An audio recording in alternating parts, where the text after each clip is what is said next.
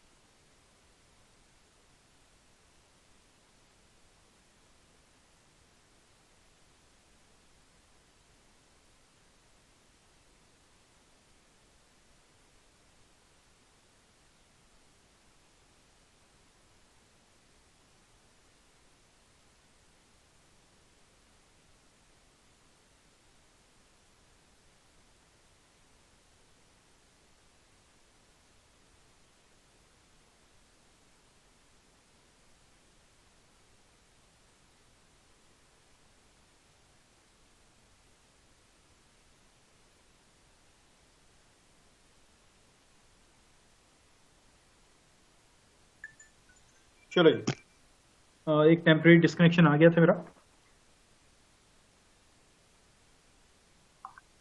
मैं आप लोगों को स्क्रीन शेयर दोबारा शेयर कर देता हूं ताकि आप लोगों को नजर आ जाए स्क्रीन। ठीक है, आप लोगों को स्क्रीन नजर आ रही होगी अब।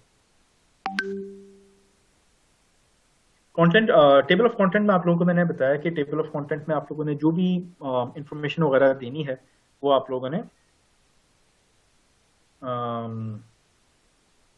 पेज वाइज वहां पे शुरू में मेंशन कर देनी है। तो that will be your content writing, that will be your table of contents. English, plain English use करो, ज्यादा इंग्लिश टफ इस्तेमाल नहीं करनी। इसका नुकसान होता है आपकी रीडेबिलिटी जो होती है वो कम हो जाती है। कम लोग आपके आर्टिकल को पढ़ते हैं, कम लोग आपके आर्टिकल को रीड करते हैं, और ऑब्वियसली आपके आर्टिकल को कम रीड किया जाएगा तो इसके काफी नुकसान है, वो मैं आप लोगों को बाद में बताऊंगा एसईओ के बाद। No spinning. स्पिनिंग का मतलब ये है कि आपने कोई इंटरनेट से आर्टिकल उठा के उसको कॉपी पेस्ट नहीं कर देना। आप जो भी आर्टिकल उठाओगे आप लोगों ने उसको रेफरेंस के तौर पे आप इस्तेमाल कर सकते हो 5-7 आर्टिकल्स को, और इस्तेमाल करके उसके बाद आप लोगों ने अपनी इंग्लिश के अंदर उसको लिखना है, ठीक है। Do not copy paste. No academic writing allowed. Fiverr के ऊपर जब आप काम करोगे कि ये चीज याद रखो कि एकेडमिक राइटिंग मतलब असाइनमेंट्स, थीसिस, ये आप लोगों ने फाइवर के ऊपर नहीं करना। एज अ फ्रीलांसर आप लोगों ने कोई भी असाइनमेंट्स वाला टाइप का काम आप लोगों ने नहीं करना, ठीक है। ये वाली गलती मत करना। अच्छा, एक चीज और इसमें ऐड कर दें, नो प्लेजरिज्म। प्लेजरिज्म का मतलब ये है कि कॉपी पेस्ट, मतलब ये कि आपका जो आर्टिकल है वो आपका खुद का लिखा हुआ आर्टिकल नहीं होता, आपने कहीं से कॉपी पेस्ट करके यहां पे डाल दिया। प्लेजरिज्म आपका नहीं होना चाहिए।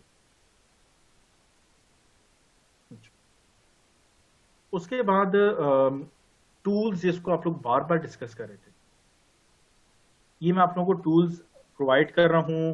हम लोगों ने तो खुद मेहनत से ढूंढ ढूंढ के निकालें, आप लोग यहाँ पे आसानी से काम कर सकते हो। ये एक टूल है जिसको कहते हैं रीडेबिलिटी टेस्ट टूल। ये क्या बताता है कि आपका जो भी आर्टिकल है वो पढ़ने में कितना आसान है और कितना मुश्किल। तो मैं आपको वैसे एक बात बताऊं, मैं नोट कर रहा हूं कि जब मैं डिस्कनेक्शन से पहले जो लाइव बच्चे थे वो तकरीबन 165 थे। डिस्कनेक्शन के बाद यही लाइव बच्चे 20 ड्रॉप हो गए। अब आखिरी 10 मिनट में मैं टूल्स पढ़ा रहा था, रोज 20 बच्चे वो टूल्स मिस कर देंगे। उनको नोट्स तो मिल जाएंगे लेकिन जो ऑब्वियसली जो साथ लेक्चर है वो मिस कर जाएंगे। कल वो आएंगे कहेंगे रिव्यू दे दो, और कल मैंने रिव्यू नहीं देना। ये चीजें जो है ना जरा ध्यान रखा करो। ऑब्वियसली आप लोग का टाइम बहुत ज्यादा कीमती है, मुझे आप लोगों के टाइम का बहुत एहसास है। मैं आप लोगों को चाहूं ना तो मैं 1 बजे फारिग कर सकता हूं, मेरे पास ये ऑप्शन है कि मैं आप लोगों को 1 बजे फारिग कर दूं। लेकिन आप लोगों के लिए मैं चाहता हूं कि मैं आप लोगों को जितना मैक्सिमम टाइम दे सकूं उतना मैं दूं, ताकि आप लोग ज्यादा से ज्यादा सीख के निकले। लेकिन ऑब्वियसली मेरे लिए तो कोई मसला नहीं है, मैं तो आपको सिखा के चला जाऊंगा। आप लोग अगर खुद ही नहीं सीखोगे तो नुकसान आपका है, मेरा तो कोई नुकसान नहीं है, मेरी तो कंपनी भी चल रही है, मेरा तो मुझे तो I got no issues. Problem आपको है। अच्छा, यहाँ पे आप टेस्ट बाय डायरेक्ट इनपुट भी कर सकते हो, और 2 तरीके होते हैं इसके। या तो आपने जो भी, बल्कि आपके पास तो ये यूआरएल आएगा नहीं ना, आपने तो आर्टिकल लिखा है। आपने क्या करना है, आप जब भी यहाँ पे आओगे रीडेबिलिटी टेस्ट टूल खोलोगे तो आपने टेस्ट बाय डायरेक्ट इनपुट ये करना है, ठीक है। तो यहाँ पे आपने अपना टेक्स्ट जो भी लिखा है आप इसको कॉपी पेस्ट करो। ये मैंने अगर लिखा हुआ है ना तो मैं इसको ये कॉपी पेस्ट यहाँ से उठाऊंगा, ज्यादा नीचे चला गया, ये यहां तक मैंने इसको कॉपी किया टेक्स्ट को, यहां पे आके मैंने इसको पेस्ट कर दिया, ठीक है। अब मैं कहता हूं कैलकुलेट रीडेबिलिटी। अच्छा, इसके अंदर इसने कैलकुलेट रीडेबिलिटी करके इसने मुझे बताया कि ये फ्लैच किनसेट रीडिंग इज, ये वाला जो स्कोर है ना सबसे पहला ये कहता है ये 48 है। मतलब रीडिंग इज कितना आसान है पढ़ना, ये कहता है ज्यादा आसान नहीं है, ये आपका ज्यादा आसान होना चाहिए।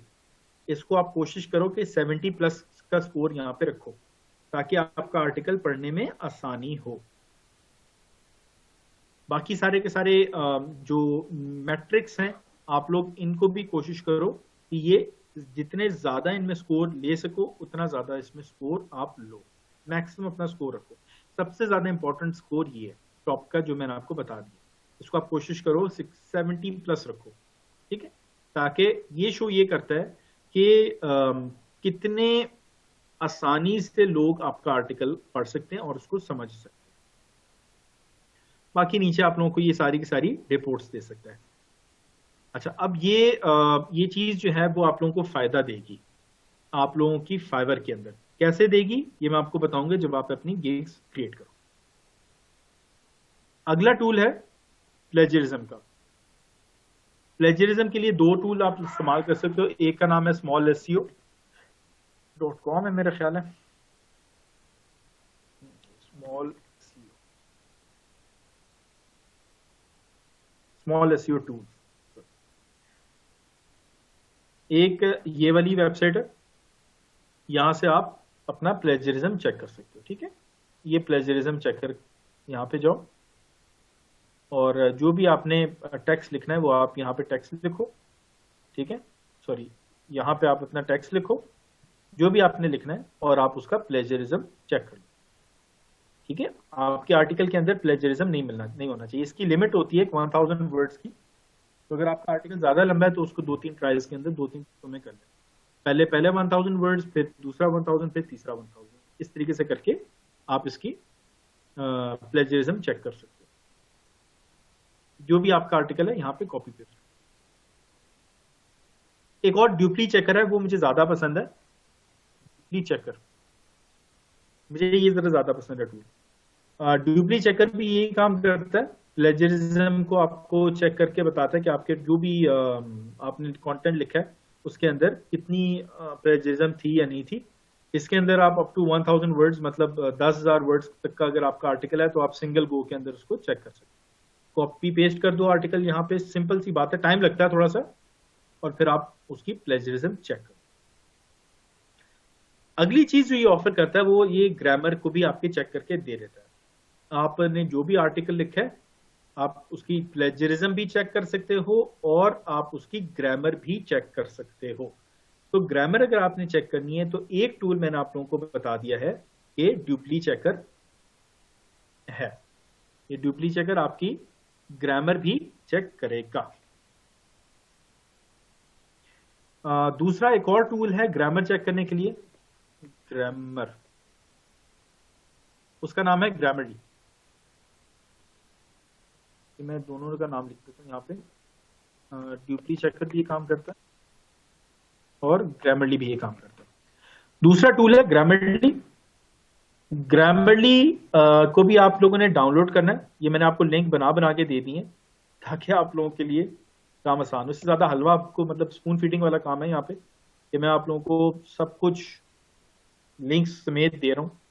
आप लोगों ने सिंपल यहाँ पे जाना है और ग्रामरली को आप लोगों ने डाउनलोड कर लेना है। ये आपका ग्रामरली आपके माइक्रोसॉफ्ट वर्ड के अंदर इंस्टॉल हो जाएगा, ठीक है। यहाँ पे आपके एक और टैब खुल जाएगा ग्रामरली, ठीक है। वो आपकी ग्रामर भी साथ साथ चेक कर रहा होगा, ठीक है। यहाँ पे जैसे आप लोगों को नजर आ रहा है ना, ये माइक्रोसॉफ्ट वर्ड के अंदर ये एक और टैब खुल गया ग्रामरली के नाम से। तो जब आप इसको डाउनलोड करोगे और आप इसको इंस्टॉल करोगे तो आपके वर्ड के अंदर भी ये टैब खुल जाएगा। इसके ऊपर भी, इस टूल को इस्तेमाल करके भी आप अपना आप अपनी जो भी आपका कंटेंट है उसकी आप ग्रामर को चेक कर सकते हो। लास्ट चीज है ease and articles. Ease and articles आप लोगों को आज का तोहफा दे रहा हूं मैं। ईज एंड आर्टिकल्स एक वेबसाइट है जिसपे आपको हजारों आर्टिकल्स मिल जाएंगे। हजारों भी नहीं, लाखों आर्टिकल्स यहाँ पे पड़े हुए, लाखों आर्टिकल्स पड़े यहाँ पे। 5 लाख के करीब सिर्फ और सिर्फ ऑथर्स हैं जो कि काम कर रहे हैं। 5 लाख सिर्फ ऑथर्स हैं, तो आर्टिकल्स कितने होंगे ये आप अंदाजा कर लो। मैं दुनिया जहान का जो भी यहाँ पे टॉपिक लिख दूं ना, मैं यहाँ पे लिख देता हूं लेदर शूज, तो मुझे लेदर शूज के ऊपर भी इसने 9000 आर्टिकल खोल के दे देंगे। मैं यहाँ पे कुछ भी और लिख दूं, आपने जो भी और लिखना है आप यहाँ पे लिखो, दुनिया जहान का जो भी आपने आर्टिकल लिखना है आप यहाँ पे सर्च करो।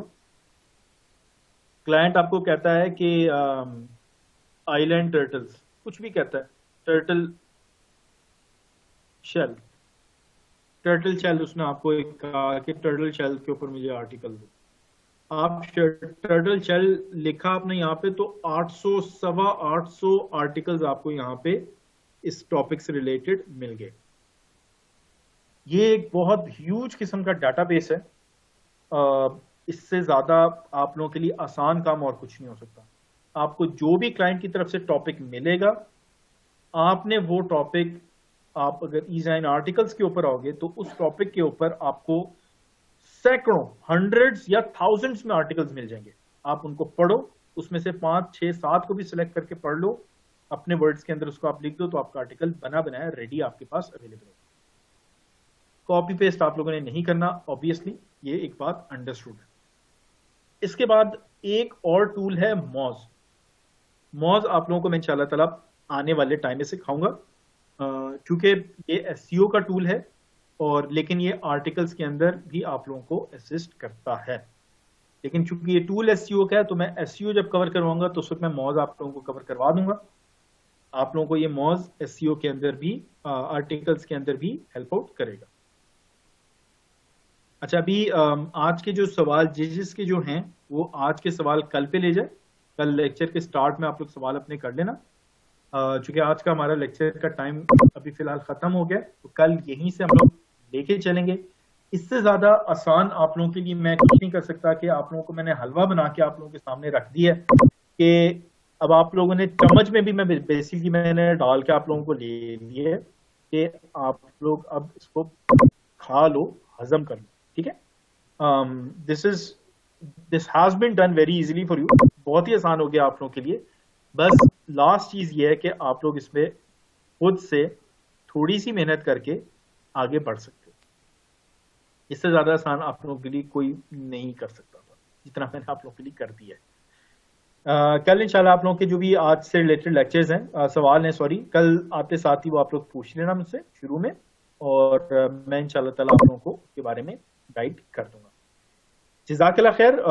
कल तक खूब मेहनत करो, आज जो हमने चीजें की हैं उनको स्टडी करो, गो थ्रू देम।